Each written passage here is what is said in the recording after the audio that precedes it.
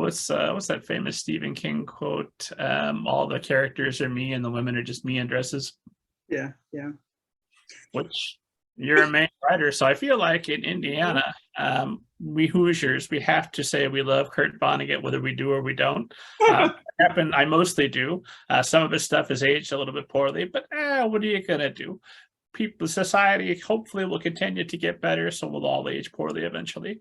But I do love Vonnegut, so I don't mind being asked about him or talking about his works. How do you feel about Stephen King?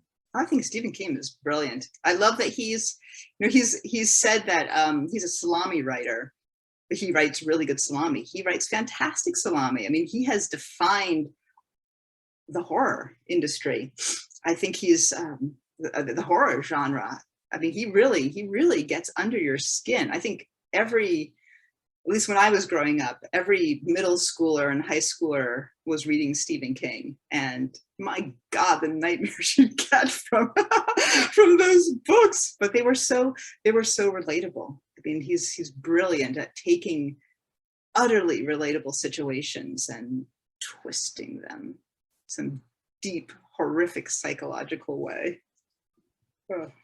It must make life easier in Maine as a Maine author to be an actual fan, as opposed to, yes, I'm aware of his work.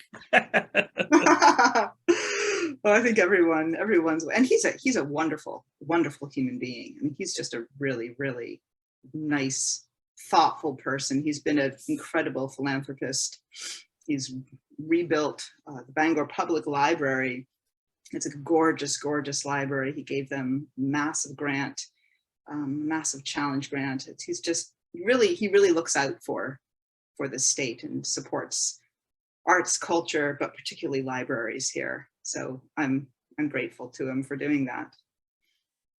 I feel like that shouldn't be a surprise. Like, anybody who gets such a tremendous windfall should share it, but I know so often it goes the other way, where they become Jeff Bezos and their little rocket ship and have the rest of the world locked out and under surveillance, and all the money for me. I'm going to build a giant statue in my honor to be here forever.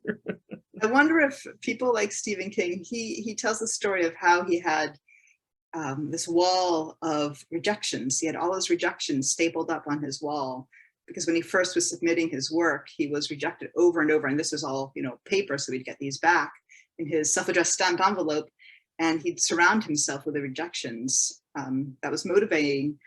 But I think having had that, even with his incredible success, I think he's humble, deep inside. I think he's a normal person deep inside. He probably would laugh if he heard me say that. He'd be like, what were the stories I come up with? But I did that because I read that he'd done that. I kept all my rejections up around me in my writing room for a while. Opposite effect. It was demotivating. Everywhere I looked, rejection. See, I couldn't do that myself. I would find that crushing. I keep where is it? I have a thing my son wrote for me when he was, I think in second grade. It says, "Go, mommy," and a little Lego sculpture. This is a first place sculpture he made for me. So I keep these on my desk. And so I have the "Go Mommy" with my first place sculpture. He probably would say, "Oh God, don't mention that." But these days, but that's really important to me, to have those little signs of belief around me. I think that's way more motivating and endearing than a stack of rejection. Yes.